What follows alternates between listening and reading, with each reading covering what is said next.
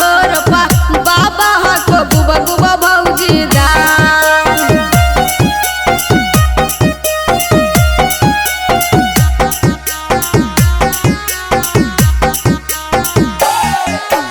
जगह के तो हर तनी मन का दो कोइला को दिहा तनी ओकर पर ध्यान।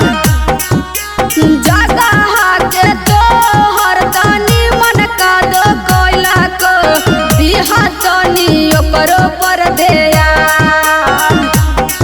आज कवन टका टरवा बाला से कह दो करा बोला हो रोपा बाबा हको गुबा गुबा भौजी दान। आज कवन टका टरवा बाला से कह दो करा बोला हो रोपा बाबा हको गुबा गुबा भौजी दान।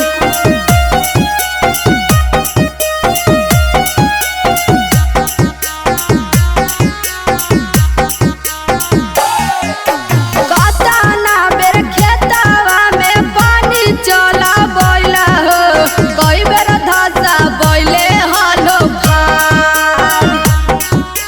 कतना बेर खेतवा में पानी चला बोला हो कई बेर धसा बोले हलो फार। आज का